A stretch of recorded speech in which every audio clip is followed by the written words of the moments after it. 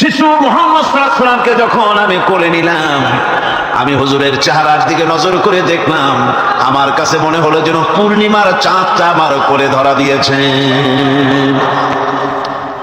রাসূল কি শিশু মুহাম্মদ সাল্লাল্লাহু আলাইহি ওয়াসাল্লাম কি যখন নিয়ে বাড়ির দিকে রওনা হলাম, যে গাধা আমার সকলের পেছনে এসেছে সেই গাধা এখন সকলের আগে ছুটে চলে যায়। এরপরে বাড়ি যখন নিয়ে গেলাম, কুয়ায় পানি বাড়লো, গাছে ফসল বাড়লো, খেজুর গাছে খেজুর বাড়তে লাগলো, জমিনে ফলন বেড়ে গেল। রাসূলের দুধ বোন সাইমা রাসূলকে নিয়ে মুহাম্মদ সাল্লাল্লাহু আলাইহি ওয়াসাল্লাম তাকে দোলনা নিয়ে দোল দিতেছে। কি আশ্চর্য অবস্থা! বিশ্বনবী মুহাম্মদ রাসূলুল্লাহ সাল্লাল্লাহু আলাইহি ওয়াসাল্লাম এভাবে এতিম অবস্থায় জীবন তার শুরু হলো। যখন রাসূল তো এতিমদের সর্দার, পৃথিবীর কোন এতিম যেন বলতে না পারে নবীজি আমার ব্যাপারে কি বলবেন, আমি তো এতিম মানুষ। নবীজিকে আল্লাহ পাক কেমন এতিম বানালেন, সমস্ত দুনিয়ার এতিমদের সর্দার বানালেন। মায়ের পেটে যখন তিনি ছিলেন, 6 মাসের সময় মায়ের পেটে থাকাকালীন বাপের এতিম হয়ে গেলেন। যখন প্রসব বেদনা শুরু হয়েছে মায়ের, দুনিয়ায় যখন তিনি আসবেন, হযরতে আমেনা ঘরের ভিতরে বসে তার অবস্থাটা কি? আল্লাহ রাব্বুল আলামিন তার হাবিবকে দুনিয়া আনলেন। রাসূলের দাদা ঘরের সামনে তাঁবুর সামনে দাঁড়ায়া তায়েফ থেকে আগত সাদিয়া গোত্রের লোকদেরকে বলতেছেন, এই ঘরের ভিতরে একটা এতিম বাচ্চা আছে, বেশি টাকা কড়ি দেওয়া যাবে না, যদি দয়া হয় নিয়ে যাও। গরিব মানুষ, এতিম মানুষ দেখে শুনে কেউ আর নিতে চায় না। সবশেষে এলেন ভাগ্যবতী মেয়ে, ভাগ্যবতী মহিলা হযরতে হালিমাতুস সাদিয়া। তিনি এসেছেন, কোনো ছেলে পেলে পায় নাই, সকলের শেষে তিনি এসেছেন। আব্দুল মুত্তালিব বলছেন, এই ঘরের মধ্যে একটা এতিম বাচ্চা আছে, দয়া হলে নিয়ে যেতে পারো। তিনি স্বামীর সঙ্গে পরামর্শ করলেন, এরপরে বললেন, যদি দেখতে অন্তত ভালো হয়, মন যদি ভালো লাগে নিয়ে যাব, একেবারে খালি হাতে ফিরে যাওয়ার চাইতে তো ভালো। হযরতে হালিমা বলেন, আমি ঘরের মধ্যে প্রবেশ করলাম, মা আমিনার কোল থেকে শিশু মুহাম্মদ সাল্লাল্লাহু আলাইহি ওয়াসাল্লামকে যখন আমি কোলে নিলাম, আমি হুজুরের চেহারার দিকে নজর করে দেখলাম, আমার কাছে মনে হলো যেন পূর্ণিমার চাঁদটা আমার কোলে ধরা দিয়েছে। রাসূল কি শিশু মুহাম্মদ সাল্লাল্লাহু আলাইহি ওয়াসাল্লাম কি যখন নিয়ে বাড়ির দিকে রওনা হলাম, যে গাধা আমার সকলের পেছনে এসেছে সেই গাধা এখন সকলের আগে ছুটে চলে যায়। এরপরে বাড়ি যখন নিয়ে গেলাম, কুয়ায় পানি বাড়লো, গাছে ফসল বাড়লো, খেজুর গাছে খেজুর বাড়তে লাগলো, জমিনে ফলন বেড়ে গেল। রাসূলের দুধ বোন সাইমা রাসূলকে নিয়ে মুহাম্মদ সাল্লাল্লাহু আলাইহি ওয়াসাল্লাম তাকে দোলনা নিয়ে দোল দিতেছে। কি আশ্চর্য অবস্থা! বিশ্বনবী মুহাম্মদ রাসূলুল্লাহ সাল্লাল্লাহু আলাইহি ওয়াসাল্লাম এভাবে এতিম অবস্থায় জীবন তার শুরু হলো। যখন তিনি ফিরে এলেন 6 বছর বয়সের সময়, যখন মায়ের কাছে তিনি ফিরে এসেছেন, প্রতিদিন তিনি খেলা দেখতে যান ময়দানে। ইতিহাসের মধ্যে লেখা হয়েছে, মা প্রতিদিন সন্ধ্যার সময় তাকে ফিরে পান। আজকে সন্ধ্যা হয়ে গেছে, শিশু মুহাম্মদ সাল্লাল্লাহু আলাইহি ওয়াসাল্লাম বাড়ি ফেরেন না। কারণ কি, কেন বাড়ি ফেরে না?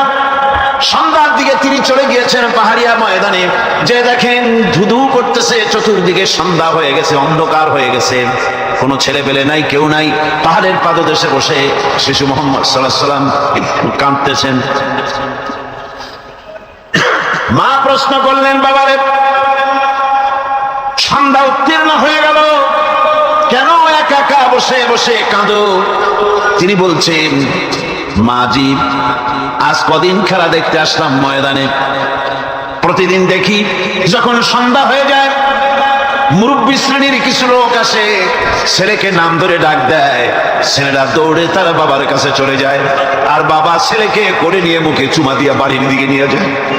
আমি আজ কদিন পর্যন্ত এই ময়দানে এলাম, কোনদিন সন্ধ্যা বেলায় তো কেউ এসে আমাকে মুহাম্মদ বলে একটা ডাক দিল না। আমার আব্বা কি নাই?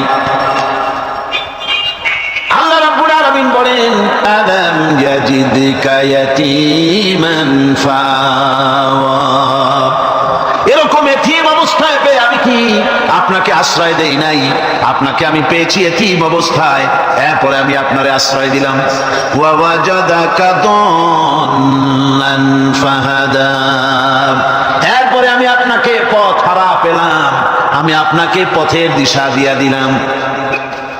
ওয়া ওয়াজাদাকা আইলান ফাআগনা, এরপরে আমি আপনাকে দরিদ্র অবস্থায় পেয়েছি, তারপরে আমি আপনার দারিদ্র মুক্ত করেছি আপনাকে। সুতরাং ফাম্মাল ইয়াতীমা ফালা তাকহার ওয়া আম্মাস সাইলা ফালা তামহার ওয়া আম্মা বিনি'মাতি রাব্বিকা ফাহাদ্দিস। সুতরাং নবী, ইয়াতীমের প্রতি নির্মম ব্যবহার করো না, ইয়াতীমের প্রতি ভালো ব্যবহার করো, নির্মমতা দেখাইও না, আর ভিক্ষুককে ধমক দিও না, রূঢ়তা দেখিও না, আর আল্লাহর নিয়ামতের প্রশংসা করো। বহুত মানুষ আছে এতিমরে গলায় ধাক্কা দেয়। মানুষ যখন ভিক্ষা নিতে আসে, গরিব মানুষ ভিক্ষা চাইতে আসছে, ওই মেয়ে আত্মহত্যা জানো, দোয়া কুনুত জানো, বাড়ি যেয়ে কাজ করবা, এই সব আজে বাজে কথা বলিয়া ভিক্ষা দেয় না। আমার বন্ধুগণ, এই জন্য এতিমের প্রতি দরদ করার জন্য আল্লাহ পাক কোরআনের ভিতরে পরিষ্কার বলেছেন। রাসূল কারীম সাল্লাল্লাহু আলাইহি ওয়াসাল্লাম নিজে এতিম ছিলেন, আর এতিমের প্রতি তার এত দরদ ছিল, একবার তিনি ঈদের দিকে নামাজ পড়ার জন্য যাচ্ছেন, প্রতিমধ্যে দেখেন একটা বাচ্চা ছেলে কাঁদতেছে। এই রাস্তায় কত মানুষ গেল, কেউ দাঁড়ালো না থমকে, বাচ্চার ক্রন্দন কাউকে থামাইতে পারলো না। কিন্তু বিশ্ব নবী, দয়ার নবী রাহমাতুল লিল আলামিন বাচ্চার কান্না দেখে পাও বাড়াতে পারলেন না। নবীজি দাঁড়ায় গেলেন, জিজ্ঞেস করেন, ও বাচ্চা, ঈদের দিনে কাঁদো কেন? ঈদের দিনে তো কাঁদতে নাই। বাচ্চা বলে, তোমার কাছে বলবো না, আমি সেই সকালবেলা থেকে বসে আছি, আমি যদি মক্কা আব্দুল্লাহর পুত্র মুহাম্মদ রাসূলুল্লাহ সাল্লাল্লাহু আলাইহি সাল্লামকে পাই, মনের দুঃখ তার কাছে বলবো। বিশ্ব নবী জমিনের উপরে বসে বললেন, বাচ্চারে কোলের উপরে উঠায় বলেন, বাচ্চা বলো কি তোমার দুঃখ? তুমি যার জন্য বসেছো আমি তো সেই এতিম নবী, কি বলতে চাও? বাচ্চা বলতেছেন, ইয়া রাসূলুল্লাহ, আমার বাবা মারা গেছে সেই ছোট্টবেলায়, একেবারেই তখন মায়ের পেট থেকে আমি আসার পর বাপ মরে গেল, আমার মা আর একজনের সঙ্গে বিয়ে বসেছে, সেই পুরুষটি আমারে দেখতে পারে না, আমার মা যদি আমারে কোলে করে এসে সহ্য করতে পারে না, আমারে চুমা খাইলে সহ্য করতে পারে না, আমারে খাবার দিলে মা মার খায়। আজ ঈদের দিনে রাতে আমার মা আমাকে বললো, বাবারে তোমার কপাল খারাপ, তোমার বাবা মারা গেছে, তোমাকে সাহায্য করার কেউ নাই, আমি তোমার যত্ন করতে পারলাম না, কোলে নিয়ে চুমাও দিতে পারি না, আমার এমনই কপাল খারাপ। সুতরাং এতিমের দরদ এতিম ছাড়া আর কেউ বুঝবে না। তুমি আজ চলে যাও ওই রাস্তায়, ঈদের রাস্তায় দাঁড়ায় থাকো, মাঠের রাস্তার পাশে, বিশ্ব নবীর কাছে তোমার দুঃখ বলো, এতিমের দুঃখ তিনি বুঝবেন। আমি মায়ের কথা মতো এই জায়গায় এতক্ষণ বসে আছি, হুজুর আপনি দয়া করে, আমার কথা তো আপনার কাছে বললাম, আমার মনের এই দুঃখ। নবীজি বাচ্চার কথা শুনতেছিলেন, চোখ দিয়া পানি পড়তেছিল, বাচ্চাকে বুকের সঙ্গে জড়িয়ে ধরে নবীজি বলেন, ও এতিম, মুহাম্মদ সাল্লাল্লাহু আলাইহি ওয়াসাল্লাম যদি তোমার পিতা হন আর হযরতে আয়েশা যদি তোমার মা হয়ে যায়, বলো তোমার মনের দুঃখ মেটে নাকি? ছেলে দুঃখে কেঁদে উঠলো আর বলল, ইয়া রাসূলুল্লাহ, আপনি যদি আমার পিতা হন আর আয়েশা যদি আমার মা হয়ে যায়, এর থেকে বড় সৌভাগ্যের আমার তো আর কিছুই নাই। নবীজি এতিমকে বাড়ি নিয়ে গিয়ে হযরতে আয়েশার হাতে তুলে দিয়ে বললেন, আয়েশা রে, পবিত্র ঈদের দিনে আল্লাহ রাব্বুল আলামিন তোমার জন্য একটা উপহার পাঠিয়েছেন, এটা যত্ন করো। এতিমের প্রতি দরদ রাখার জন্য আল্লাহ রাব্বুল আলামিন বলেছেন, এতিম, মিসকিন, বিধবা, অসহায় লোক, তাদের প্রতি যাতে করে মুসলিম সমাজ লক্ষ্য রাখে, সেজন্য আল্লাহ পাক নির্দেশ করেছেন। বুখারী এবং মুসলিম শরীফের হাদিসে এসেছে, আসাই আলাল আরমালাত ওয়াল মিসকিন কাসাই ফি সাবিলিল্লাহ। বিধবাদের জন্য, মিসকিনের জন্য কেউ যদি কোনো উদ্যোগ গ্রহণ করে, কেউ কোনো সাহায্য দেয়, জিহাদের ময়দানে জিহাদ করে আল্লাহর রাস্তায় যে সওয়াব পাওয়া যায়, যে মর্যাদা পাওয়া যায় আল্লাহর কাছে, এটি মিসকিন বিধবাকে সাহায্য করলে সেই সওয়াব আল্লাহ রাব্বুল আলামিন আমলনামায় দিয়ে দেন। তার চরিত্রই প্রমাণ করে নবীদেরকে বাইয়ানাত দেওয়া হয়েছে, এমন চরিত্র আচার আচরণ দেওয়া হয়েছে যাতে করে লোকেরা অভিভূত হয়ে যায়, আকৃষ্ট হয়ে যায়। হযরতে যায়েদ তিনি তো কৃতদাস ছিলেন, হারায় গেলেন বাপ মা থেকে, আর এরপরে কুদরতকারে মুহাম্মদ সাল্লাল্লাহু আলাইহি ওয়াসাল্লামের ঘরে উঠায় দিল। তিনি তখনও আল্লাহর নবী, তখনও নবুয়তের দায়িত্ব পান নাই। যায়েদের পিতার কাছে খবর হয়ে গেল যায়েদ আছে রাসূলের বাড়িতে, মুহাম্মদ সাল্লাল্লাহু আলাইহি ওয়াসাল্লামের বাড়ি মক্কায়। তারা এসে হুজুরের সঙ্গে দেখা করে বললেন, মুহাম্মদ সাল্লাল্লাহু আলাইহি ওয়াসাল্লাম, জানতে পেরেছি আপনার কাছেই আমাদের ছেলে যায়েদ আছে, মেহেরবানি করে তাকে আমাদেরকে ফিরায় দেন। হুজুর বলেন, যায়েদ যদি তোমাদেরকে চিনতে পারে আর যদি যেতে চায়, আমার পক্ষ থেকে কোনো আপত্তি নাই, অবশ্যই যাবে। তবে যায়েদ যদি যেতে না চায়, আমি এমন লোক নই যে কেউ আমার কাছে থাকতে চাইলে আমি জোর করে তাকে ছেড়েও দিতে পারি না, আমি তেমন লোক নই। পিতা বললেন, আপনি অবশ্যই যুক্তিপূর্ণ কথা বলেছেন। হযরতে যায়েদ কেন হলো? হুজুর বললেন, তুমি কি চেনো এদেরকে? যায়েদ বললেন, চিনি, ইনি আমার বাবা, উনি আমার চাচা। যায়েদের পিতা বলেন, বাবারে বাড়ি চলো, তোমার মা কেঁদে কেঁদে হয়রান, চলো বাড়ি যাই, বাড়ির যা কিছু আছে সব তোমাকে ফিরিয়ে দেওয়া হবে। হযরতে যায়েদ বলতেছেন, পিতা বাড়িতে যা আছে তাই শুদ্ধ, তামাম দুনিয়াটা যদি আমারে দেওয়া হয়, এই লোকটির কাছে থেকে যে ব্যবহার পেয়েছি আমি এই লোকের কদম ছেড়ে যেতে পারি না। তার চরিত্রই প্রমাণ করে তিনি নবী, কি ব্যবহার পেয়েছেন। হযরত আনাস রাদিয়াল্লাহু তাআলা ছোট মানুষ, 8 বছর বয়সের সময় হুজুরের খাদেম হয়ে হুজুরের বাড়িতে আসছেন। আচ্ছা, 8 বছর বয়সের কিশোর ভুল তো করতেই পারে, গরম পানি চাইলে ঠান্ডা পানি এনে দেবে, স্যান্ডেল চাইলে জুতো আনবে, বিছানা বিছাইতে বললে উঠাই দেবে, এটা স্বাভাবিক। কিশোর মানুষ, ছোট মানুষ। এবার শুনুন, বাইয়ানাত কারে বলে? নবীদের বাইয়ানাত আল্লাহ যে দিয়েছেন সেটা কি জিনিস? সেটা হলো উন্নত মানের চরিত্র আর ব্যবহার, ওঠা বসা, যা দেখলে মানুষ বুঝতে পারে তিনি আল্লাহর নবী। হযরতে আনাসের মুখে শুনুন, হযরতে আনাস রাদিয়াল্লাহু তাআলা আনহু বলেন, একাধিক ক্রমে টানা 10টি বছর রাসূলের খেদমতের ভিতরে নিয়োজিত ছিলাম। 10টি বছরের ভিতরে একটা দিনের জন্য নবীজি আমাকে ধমক দিয়ে কথা বলেন নাই। ধমক দিলেন না আমারে, এটা করছো কেন, এটা করো নাই কেন? সুবহানাল্লাহ ওয়া বিহামদিহি। গোটা পৃথিবী সমস্ত মুমিন মুসলমানদের, পুরুষ আর নারীদের জীবন, কলিজা, রক্ত রাসূলের কদম মোবারক উৎসর্গ হয়ে যায়। আর ভাইরা, রাসূল পাক সাল্লাল্লাহু আলাইহি ওয়াসাল্লাম আল্লাহর নবী এমন এক মহান সত্তা ছিলেন যে তিনি দোয়া আল্লাহর দরবারে হাত উঁচু করতে দেরি আছে, কিন্তু দোয়া কবুল হতে দেরি নাই। হিজরত করে মদিনায় এসেছেন, নামাজ পড়তে দিল চায়, কাবা শরীফের দিকে ফিরে যদি নামাজ পড়তে পারতাম দিলটা বড় ভালো লাগতো, কিন্তু হাত উঁচু করে মোনাজাত করতেছেন না, আল্লাহর কাছে বলতেওছেন না যে আল্লাহ তুমি আমার কিবলাটা বাইতুল মুকাদ্দাস থেকে ফিরাইয়া মক্কা শরীফে বাইতুল্লাহর দিকে ফিরাইয়া দাও, মুখেও বলতেছেন না, মনেও না, শুধু আকাশের দিকে বারবার তাকাচ্ছেন, মোনাজাত করেন নাই। মনে মনে আশা পোষণ করতেছেন যদি এমন একটা ওহী নাজিল হয়ে যেত। আল্লাহ রাব্বুল আলামিন সঙ্গে সঙ্গে রাসূল জোহরের নামাজ পড়তেছিলেন, 2 রাকাত পড়া হয়ে গেছে, এমন সময় ওহী নাজিল হয়ে গেল, قَدْ نَرَى تَقَلُّبَ وَجْهِكَ فِي السَّمَاءِ।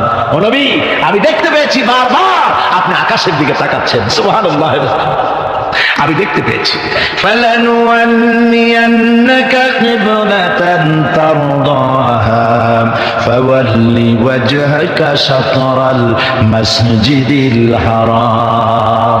আর দেরি নাই, আপনার মনের আশা পুরো হয়ে গেছে, এক্ষুনি আপনার কিবলা পরিবর্তন করুন। হুজুর 2 রাকাত পড়েছিলেন বাইতুল মাকদাসের দিকে ফিরে, বাকি 2 রাকাত তিনি মক্কা শরীফের কাবা শরীফের দিকে ফিরলেন। আজও পর্যন্ত সেই মসজিদ আছে, সাক্ষ্য দিচ্ছে নবীর কথা কিভাবে মঞ্জুর হয়। মসজিদে কিবলা তাই মদিনা মুনাওয়ারায় সেই মসজিদ আজও আছে। ভাইরা আমার, রাসূল পাক সাল্লাল্লাহু আলাইহি ওয়াসাল্লাম এত বড় মর্যাদা সম্পন্ন ব্যক্তিত্ব, মহান ব্যক্তিত্বের উম্মতের মধ্যে আল্লাহ আমাদের শামিল করেছেন। শুকরিয়া স্বরূপ আমরা পড়ি আলহামদুলিল্লাহ। জোরে সরে পড়েন আলহামদুলিল্লাহ। আমার ভাইয়েরা, মর্যাদা এত বেশি আল্লাহ রসুলকে আল্লাহ রাব্বুল আলামিন দান করেছেন। এই পৃথিবীতে কোন মানুষের সঙ্গে যদি আপনি বেয়াদবি করেন, তিনি আপনার বাপ হোক, তিনি আপনার মা হন, অথবা আপনার উস্তাদ হন, অথবা আপনার পীর হন, যে কেউ হোক না কেন, কারোর সঙ্গে যদি কোনো বেয়াদবি হয়ে যায় তো শুধু একটা বেয়াদবি ছাড়া আর কিছুই না। কিন্তু নবীজির সঙ্গে যদি কেউ বেয়াদবি করে, সেটা শুধু বেয়াদবি থাকে না, কুফরি হয়ে যায়। কি হয়ে যায়? কুফরি হয়ে যায়। রাসূলুল্লাহকে কেউ তাওহীদ করলে, অসম্মান করলে, সমালোচনা করলে কাফের হয়ে যায়। যেমন কি হয়ে যায়? কত বড় মর্যাদা! রাসূল পাক সাল্লাল্লাহু আলাইহি ওয়াসাল্লাম, তার সামনে সাহাবায়ে কেরাম বসা, হুজুর কথা বলছেন, সাহাবায়ে কেরাম তারাও কথা বলছেন। কথা বলতে বলতে এক পর্যায়ে সাহাবীদের গলার আওয়াজ বড় হয়ে গেছে। হুজুরের গলার আওয়াজ শোনা যায় না, সাহাবীদের গলার আওয়াজটা বড় হয়ে গেল। আল্লাহ রাব্বুল আলামিন এতটুকু বরদাস্ত করলেন, আমার নবীর গলার আওয়াজের চাইতে তোমাদের আওয়াজ বড় হলো কেন? সঙ্গে সঙ্গে ওহী নাযিল হয়ে গেল।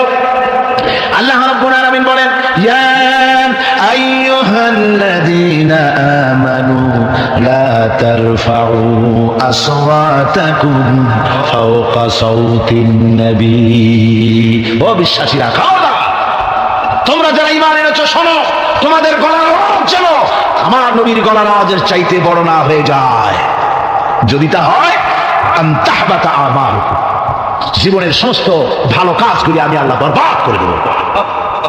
আজ পর্যন্ত এই আয়াতে কারিমা রাসূল পাক সাল্লাল্লাহু আলাইহি ওয়াসাল্লামের রওজায়ে আতহারের সামনে সবুজ সাইনবোর্ডের উপরে সোনার অক্ষর দিয়ে এই আয়াতে কারিমা লেখা রয়েছে। সুবহানাল্লাহ। সর্বকালের, সর্বযুগের সর্বশ্রেষ্ঠ মহামানব, সর্বশ্রেষ্ঠ বিশ্বনবী, আল্লাহর পরে যার মর্যাদা, তিনি হচ্ছেন মুহাম্মদ রাসূলুল্লাহ সাল্লাল্লাহু আলাইহি ওয়াসাল্লাম। দুলির ধরা থেকে রাসূলকে আরশে আজিমে নিয়ে যাওয়া হবে। বোরাক এলো। বোরাক হচ্ছে বারকুন থেকে উৎপত্তি।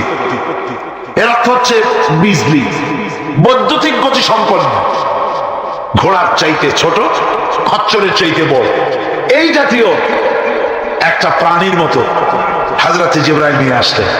আমাদের দেশে কারো কারো বাড়িতে আয়নায় বান্ধানো থাকে এই ছবিটা। ঘোড়া আছে, দুইটা ডানা আছে, মাথাটা মেয়ে লোকের মতো, চুলগুলো ঝুলে পড়ছে, নিচে লেখা আছে হাজা বুরাকুন নবী সাল্লাল্লাহু আলাইহি ওয়াসাল্লাম। আন্দাজে কোথায় পাইছে আল্লাহ? মিথ্যে কথা, বাজে কথা। আল্লাহ এরকম একটা মেয়ে লোক মার্কা ঘোড়া পাঠাইছিল হুজুরকে নেওয়ার জন্য, এটা কথা হলো। রাসূলকে মক্কা থেকে, উম্মে বাবে উম্মে হানি থেকে হুজুরকে বের করে নিয়ে যাওয়া হলো বাইতুল মাকদাসে। সমস্ত পয়গম্বর, দুনিয়া আল্লাহ যাদের পাঠিয়েছিলেন, সমস্ত রূহ উপস্থিত ছিল সেখানে। রাসূল কারীম সাল্লাল্লাহু আলাইহি ওয়াসাল্লাম এখান থেকে মেরাজ করলেন। এতটুকু ছিল ইসরা। কোরআনে কারীম বলছে, সুবহানাল্লাযী আসরা বিআবদিহি লাইলাম মিনাল মাসজিদিল হারামি ইলাল মাসজিদিল আকসা। সুবহানাল্লাযী, সমস্ত দুর্বলতা, অক্ষমতা থেকে মুক্ত সেই সত্তা যিনি তার বান্দাকে ইসরা করিয়েছেন, মেরাজ করিয়েছেন। সুবহানাল্লাহ। সমস্ত দুর্বলতা, অক্ষমতা থেকে মুক্ত তিনি পার করে নিয়ে গিয়েছেন। তারপরে মুহূর্তের ভিতরে মহাশূন্য পাড়ি দিয়ে, সেই মহাশূন্য মানে কি? এইখান থেকে সূর্য কত দূরে জানেন না? 9,30,00,000 মাইল দূরে এখান থেকে সূর্য। সেই সূর্য, তারপরে রয়েছে গ্যালাক্সি, মিল্কি ওয়ে, গ্রহ নক্ষত্র, সে যে কত দূরে, যে সমস্ত তারকা, এমন বহু তারকা আছে যে তারকা সৃষ্টির পর তার আলো পৃথিবীর মাটি আজ পর্যন্ত স্পর্শ করে নাই, অথচ আলোর গতি প্রতি সেকেন্ডে কত মাইল? 1,86,000 মাইল। এই 1,86,000 মাইলের সেকেন্ড, এর মিনিট, এর ঘন্টা, এর দিন, এর সপ্তাহ, এর মাস, এর বছর, এটাকে বলা হয় লাইট ইয়ার, আলোকবর্ষ। সেই তারকা তৈরি হওয়ার পর কত সহস্র সহস্র লাইট ইয়ার চলে গেল, আজও পর্যন্ত সেই তারকার আলো পৃথিবীর মাটি স্পর্শ করতে পারে নাই। তাহলে সেই তারা কোথায়? আল্লাহ রাব্বুল আলামিন তার হাবিবকে চাঁদ, সূর্য, গ্রহ, নক্ষত্র, মহাশূন্য পাড়ি দিয়ে, তারপরে সাত আকাশ পাড়ি দিয়ে সিদরাতুল মুনতাহা পর্যন্ত নিয়ে গেলেন। জোরে কোন সুবহানাল্লাহ। এবার সিদরাতুল মুনতাহা পর্যন্ত যাওয়ার পথে যত ঘটনা ঘটলো সেগুলো আপনারা ইতিহাস থেকে পড়ে নেবেন, ওগুলি বলার সময় আমার কাছে নাই। সিদরাতুল মুনতাহায় যাওয়ার পর হযরত জিবরাইল বলেন, আর আমি যেতে পারবো না। জিবরাইল বলে গেলেন, এখান থেকে আপনাকে নেওয়ার কুদরতি ব্যবস্থা হয়ে যাবে। রাসূল দুনিয়ায় ফিরে এসে হযরত বেলালকে ডেকে বলেছিলেন, বেলাল গো, এমন কি আমল তুমি করো আমারে শোনাও। হযরত বেলাল বলেন, হুজুর আমার আমল তো সব আপনি জানেন। কয় না, কি করো শোনাও। বেলাল বলেন, হুজুর খাস আমলের মধ্যে এতটুকু আছে যে আমি কখনো বিনা উজুতে থাকি না। যখন উজু চলে যায় উজু করি, আর উজুর ইহতিমামের জন্য 2 রাকাত নফল নামাজ পড়ি। হুজুর বলেন, বেলাল তুমি এই আমল ছাড়বা না, কারণ সিদরাতুল মুনতাহায় হযরত জিবরাইল আমারে যখন ছেড়ে চলে গেলেন, আমার একা একা বড় ভয় লাগতে লাগলো। তখন আমার মনে হচ্ছিল তুমি যেন আমার চতুর্দিকে হাঁটতেছো। আমার ভাইরা, রফরাত নামক বিছানা চলে এলো। কুদরতি এই বিছানায় চড়ে নবীজি আল্লাহ রাব্বুল আলামিনের দরবারে আরশে আজিমে পৌঁছে গেলেন। জোরে বলেন সুবহানাল্লাহ, জোরে বলেন সুবহানাল্লাহ। যেখানে পৃথিবীর কোন মানুষের যাওয়া সম্ভব নয়, গোটা পৃথিবীর মানুষের মর্যাদা আল্লাহ পাক বাড়ায় দিলেন। আরশে আজিমে হুজুরকে নিয়ে গেলেন। তারপরে তিনি কথাবার্তা হুজুরের সাথে কি বললেন, সেই কথাগুলি নিয়ে আমাদের দেশে কথা হলো এই যে হুজুরকে নিয়ে আল্লাহ 5 ওয়াক্ত নামাজ দিছিলেন তো 50 ওয়াক্ত। মুসা আলাইহিস সালামের সাথে দেখা না হলে তো কাম সারছিল, আমাদের আর উপায় ছিল না। আরে ভাই, শুধু নামাজ দেওয়াই যদি উদ্দেশ্য হবে তাহলে রোজার মতো তো আল্লাহ দুনিয়ায় বসে দিতে পারতেন কিনা? হজের মতো, যাকাতের মতো পারতেন কিনা? শুধু নামাজের জন্য নয়, আল্লাহ পাকের কায়নাত দেখাবার জন্য আল্লাহ পাক তাকে নিয়েছিলেন। বেহেশত দেখাইছে, দোজখ দেখাইছে, ভালো কাজ করলে কিরকম শান্তি হবে, খারাপ কাজ করলে কিরকম শাস্তি হবে চোখে দেখাই দিয়েছেন মুহাম্মদ রাসূলুল্লাহ সাল্লাল্লাহু আলাইহি ওয়াসাল্লামকে। মেরাজ থেকে ফিরে এলেন, ঘরে এসে দেখেন উজুর পানি, উজু করে যে গেছিলেন উজুর পানি তখনও গড়াচ্ছে। যে দরজা দিয়ে বেরিয়েছিলেন দরজাটা ধাক্কায় তখনও কাঁপতেছে। যে বিছানায় শোয়া ছিলেন সে বিছানায় মানুষ শুয়ে থাকলে যেমন উষ্ণ থাকে সেরকমের উষ্ণ ভাব তখনও আছে। কেমনে হলো? কেমনে হলো? মাথায় ঢুকবে না। সুবহানাল্লাহ, কোন ঢুকবে? জোরে কোন সুবহানাল্লাহ। এটার ব্যাপারে কোন বিজ্ঞান, দর্শন, যুক্তির প্রয়োজন নাই। প্রয়োজন শুধু এতটুকু, আল্লাহ তার হাবিবরে নেবেন, কত দ্রুত নিবেন, কত দ্রুত পাঠাবেন এটা তিনিই ভালো জানেন, আমাদের কোনো জানার কথা না। ঠিক কিনা? কোরআনে কারীম বলছেন, وَلَنَبْلُوَنَّكُمْ حَتَّى نَعْلَمَ الْمُجَاهِدِينَ مِنكُمْ وَالصَّابِرِينَ وَنَبْلُوَ أَخْبَارَكُمْ। অবশ্যই আমি তোমাদেরকে পরীক্ষার সম্মুখীন করব। আর তোমাদের মধ্যে সত্যিকার মুজাহিদ, দৃঢ়তা অবলম্বনকারী কারা, আমি তা দেখব। এরা যেন আমি দেখে নিতে পারি, সেই জন্য আমি বিপদ এবং মুসিবতের মধ্যে তোমাদের ফেলবো। ধৈর্যধারীদের উপরে আমার রহমত অবশ্যই থাকবে। খবর এমন এক সম্পদ যা ধারণ করলে পরে আল্লাহ রাব্বুল আলামিন রাষ্ট্রীয় ক্ষমতা দান করে দেন। সুবহানাল্লাহ, জোরে বলেন সুবহানাল্লাহ। ধৈর্য ধারণ করলে আল্লাহ রাষ্ট্রের মতো বিরাট নিয়ামত আল্লাহ হাতে তুলে দিবেন। তার প্রমাণ কোরআন শরীফ আল্লাহ বলছেন, বনি ইসরাঈলরা মিশর থেকে যখন বহিষ্কার হয়ে গেল, তাদের যখন পা রাখার কোনো জায়গা থাকলো না, বনি ইসরাঈলরা মিশর থেকে যখন বহিষ্কার হয়ে গেল, এরপরে আল্লাহ পাক তারা যখন ধৈর্য অবলম্বন করলো, আল্লাহ পাক তাদের ব্যাপারে বলছেন, ওয়া আওরাসনাল কওমাল্লাযীনা কানু ইউসতাদআফুনা মাশারিকাল আরদি ওয়া মাগারিবা আল্লাতী বারাকনা ফিহা। আর তাদের স্থলে আমি নির্যাতিত লোকদেরকে প্রতিষ্ঠিত করলাম, পশ্চিম এবং উত্তরে তাদেরকে আমি পশ্চিম এবং পশ্চিম এবং পূর্বে উত্তরাধিকারী তাদেরকে বানায় দিলাম, বিরাট এলাকা তাদের হাতে আমি তুলে দিলাম। ওয়াতাম্মাত কালিমাতু রাব্বিকাল হুসনা আলা বানি ইসরাঈলা বিমা সাবারু। আর এভাবে করে আল্লাহ পাক তার কথাকে পূর্ণ করলেন বনি ইসরাইলদের উপরে সবর ইখতিয়ার করার জন্য, ধৈর্য ধরার কারণে আল্লাহ পাক রাষ্ট্রের মালিক তাদের বানাই দিলেন। সুবহানাল্লাহ।